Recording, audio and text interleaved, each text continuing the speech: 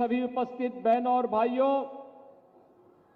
आज गोंडा में मुझे प्रभु राम के अयोध्या में विराजमान होने के बाद पहली बार आने का सौभाग्य प्राप्त हुआ है। गोंडा तो अयोध्या से सटा हुआ जिला है और अयोध्या धाम के विकास का सर्वाधिक लाभ अगर किसी जनपद को प्राप्त हो रहा है, वह जनपद हमारा गोंडा ही है। इसके लिए मैं आपका भी अभिनंदन करता हूं। होली के पहले एक बार फिर से 1700 करोड़ रुपए की परियोजनाओं के साथ हमारे जनप्रतिनिधि आपके जनपद के, जिनकी मेहनत से, जिनके परिश्रम से ये सुविधा आपको प्राप्त हो रही है, इसकी भी मैं आप सबको बधाई देता हूं। आप सबके प्रति अपनी शुभकामनाएं देता हूं। बहनों और भाइयों, आज हमारा देश बदल चुका है। एक नए भारत में हम रह रहे हैं। एक ऐसा भारत जिसने दुनिया में भारत के 140 करोड़ लोगों के सम्मान को बढ़ाया है, उनके गौरव को बढ़ाया है, तो देश के अंदर सुरक्षा का बेहतर माहौल भी दिया है। आतंकवाद, नक्सलवाद सब समाप्त। अब देश सुरक्षा की नहीं बल्कि समृद्धि की एक नित नए प्रतिमान को गढ़ता हुआ आगे बढ़ रहा है। आजादी के अमृत महोत्सव में भारत ने 5वीं बड़ी अर्थव्यवस्था के रूप में दुनिया में अपना स्थान बनाया है।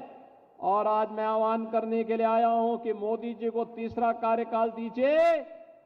भारत मोदी जी के नेतृत्व में तीसरी बड़ी अर्थव्यवस्था बनेगा और दुनिया के सिरमौर बनकर के नेतृत्वकर्ता के रूप में स्थापित होगा। बहनों और भाइयों, इसीलिए तो प्रधानमंत्री जी कहते हैं कि हमारा एक ही संकल्प होना चाहिए। क्या होना चाहिए? हमारा संकल्प विकसित भारत। क्या होना चाहिए? हमारा संकल्प विकसित भारत। विकसित उत्तर प्रदेश के लिए विकसित गोंडा भी आवश्यक है और विकसित गोंडा के लिए ही यहां की सड़कों को 4 लेन के साथ जोड़ने की कार्रवाई आगे बढ़ रही है। विकसित भारत के लिए ही गोंडा में मेडिकल कॉलेज दिया गया है। विकसित भारत के लिए ही ये 1700 करोड़ रुपए की परियोजनाएं यहां पर आई हैं। विकसित भारत के लिए ही वनटांगिया समुदाय को आजादी के बाद पहली बार इस डबल इंजन सरकार ने न्याय देने का काम किया है। विकसित भारत के लिए ही आज हम बाढ़ की परियोजनाओं को पूरा करने के लिए आपके पास आए हैं और विकसित भारत के लिए ही 4 दशक से लंबित सरयू नहर राष्ट्रीय परियोजना को पूरा करने का काम हुआ है। बहनों भाइयों, कोई सोचता था कि श्रावस्ती भी वायु सेवा से जुड़ेगा? कल ही मैं याद कर रहा था, कल ही मैं देख रहा था, श्रावस्ती में वायु सेवा शुरू हो गई। अयोध्या में इंटरनेशनल एयरपोर्ट बन चुका है। गोंडा को हम 4 लेन की कनेक्टिविटी से जोड़ने के लिए, अयोध्या से जोड़ने की एक बड़ी कार्रवाई को आगे बढ़ा रहे हैं और 84 कोसी परिक्रमा का मार्ग पर 8000 करोड़ रुपए खर्च हो रहे हैं। 8000 करोड़ रुपए, 60,000 करोड़ में आपका गोंडा जनपद भी आता है। बहनों भाइयों, विकास ऐसे आगे बढ़ता है। विकास के लिए उस प्रकार का कार्य और उस प्रकार के लोग, आप अनुमान करिए आपके एक वोट ने कैसे देश की तकदीर को बदल के रख दिया। पहले भी आप वोट देते थे, जिन लोगों के लिए वोट देते थे, जिनको वोट देते थे, उनको राम के नाम से भय होता था, राम के नाम लेने में ही संकोच होता था। आपका पर्व और त्योहार आता था, वे कर्फ्यू लगा देते थे, अराजकता फैलाते थे, आपकी आस्था पर प्रहार करते थे, आप ही का वोट आपके खिलाफ इस्तेमाल करते थे, आपकी सुरक्षा में सेंध लगवाते थे, नौजवानों के रोजगार में सेंध लगाते थे, किसानों की खुशहाली को रौंदने का कार्य करते थे, व्यापारियों के यहां डकैती डलवाते थे। लेकिन आज बेटी और व्यापारी सुरक्षित हुआ है और उनके इतिहास के साथ आने वाली पीढ़ी के लिए एक नई प्रेरणा भी होगी। आजादी के बंदों को, भारत माता की सही सेवा करने वालों को ये भारत इसी प्रकार से सम्मान देगा। किसी के नाम पे मेडिकल कॉलेज होगा, किसी के नाम पर इंजीनियरिंग कॉलेज होगा, किसी के नाम पर पॉलिटेक्निक होगा, किसी के नाम पर कॉलेजेस के नाम होंगे, किन्हीं के नाम पर हाईवे और एक्सप्रेस वे के नाम होंगे और उन्हें सम्मानित करके आने वाली पीढ़ी बार बार बार बार प्रेरणा प्राप्त करती रहेगी। और आज मुझे गोंडा में आकर के इन सब चीजों से बहुत प्रसन्नता हुई। बहनों और भाइयों, 2017 के पहले गोंडा की स्थिति क्या थी? गोंडा जब स्वच्छता का सर्वे आया था 2017 में, वह 15-16 का था। सबसे गंदा शहर गोंडा था। तब मैंने प्रतीक भूषण को कहा था, मैंने कहा विधायक बने हो, जनता जनार्दन ने आशीर्वाद दिया है, गोंडा को स्वच्छ शहर के रूप में स्थापित करो। और इन्होंने उस समय प्रयास प्रारंभ किया। आज गोंडा साफ दिखाई देता है और मैं कहूंगा हमें अपने जीवन का हिस्सा बनना चाहिए।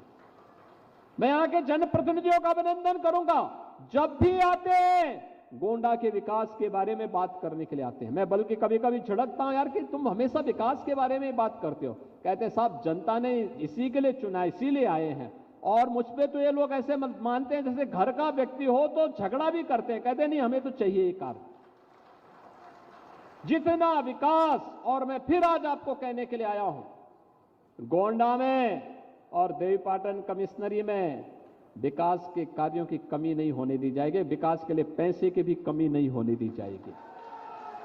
जितना विकास की बात करोगे, जो भी यहां के विकास के बारे में कहोगे, जिस प्रकार की कनेक्टिविटी की बात करोगे, जिस प्रकार के कार्यों को जो युवाओं के लिए, किसानों के लिए, महिलाओं के लिए, व्यापारियों के लिए, समाज के अति दबे हुए कुचले हुए लोगों के उत्थान के लिए, सीमा की सुरक्षा के लिए और यहां की बेहतरीन कनेक्टिविटी के लिए जितना भी कार्य हो पाएगा वह कम होगा। और उसके लिए सरकार के खजाने हमेशा खुले होंगे, उसके लिए पैसे कभी बीच में आड़े नहीं आने देंगे। और आज यही कहने के लिए आज मैं आपके पास गोंडा में आया हूं कि बहनों और भाइयों, हम सबको एक साथ डबल इंजन सरकार के साथ, देश की आवाज के साथ अपनी आवाज को बुलंद करना चाहिए। मैं पूछना चाहता हूं गोंडा वासियों को, अगर ये डबल इंजन की सरकार नहीं होती तो क्या अयोध्या में रामलला का भव्य मंदिर का निर्माण हो पाया होता? क्या हो पाता? क्या ये सपा और कांग्रेस के लोग कर पाते? क्या उम्मीद करते थे? आपकी आस्था को कौन सम्मान दे रहा है? डबल इंजन की भारतीय जनता पार्टी की सरकार मोदी जी के नेतृत्व में जो चल रही है, एक गरीब को राशन देने का काम कौन कर रहा है? मोदी जी के नेतृत्व की डबल इंजन की सरकार। एक गरीब को स्वास्थ्य बीमा का 5 लाख रुपए का कवर कौन दे रहा है? मोदी जी के नेतृत्व की डबल इंजन की सरकार। एक गरीब को सिर ढकने के लिए छत कौन दे रहा है? मोदी जी के नेतृत्व की भारतीय जनता पार्टी की सरकार। एक नौजवान को रोजगार से कौन जोड़ रहा है? डबल इंजन की भारतीय जनता पार्टी सरकार। एक बेटी को और एक व्यापारी को सुरक्षा कौन प्रदान कर रहा है? ये डबल इंजन की भारतीय जनता पार्टी की सरकार। और इसीलिए तो पूरे देश के अंदर एक आवाज है, और वो आवाज है फिर एक बार गोंडा की आवाज में थोड़ा बोलिए, फिर एक बार। सभी लोग सहमत हैं ना? तो बहनों और भाइयों, अयोध्या में कितने लोग अयोध्या दर्शन करने के लिए गए? और पूरा गोंडा ही चला गया। तो सब पड़ोस के हो ना, तो आप लोग तो ऐसे चले गए होंगे। आप लोग तो पैदल भी चुपचाप चले गए होंगे, तो कौन आपको रोकने वाला था? क्योंकि बीच में सरयू मैया है, इस पार से उस पार चले गए तो कोई पूछेगा नहीं। लेकिन आपने अच्छा किया।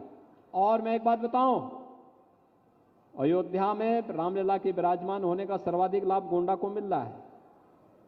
सारा विकास इधर ही आ रहा है, इधर ही आ रहा है।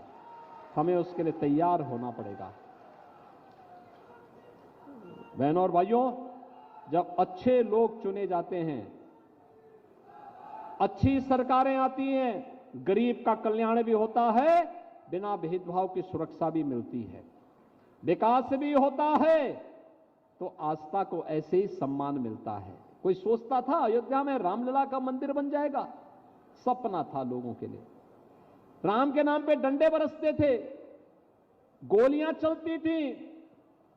आज गोली नहीं, आज तो जय श्री राम की बोली निकलती है सबके मुंह से।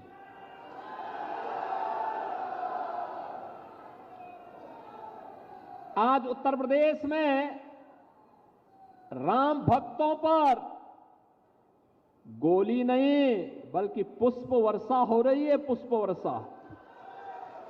22 जनवरी को आपने देखा होगा ना, अयोध्या में जब आदरणीय प्रधानमंत्री जी रामलला विराजमान के कार्यक्रम के भव्य कार्यक्रम को आगे बढ़ा रहे थे और 5 सदी के इंतजार को समाप्त कर रहे थे, तब आसमान से पुष्प वर्षा का कार्यक्रम भी हेलीकॉप्टर के माध्यम से हो रहा था ना।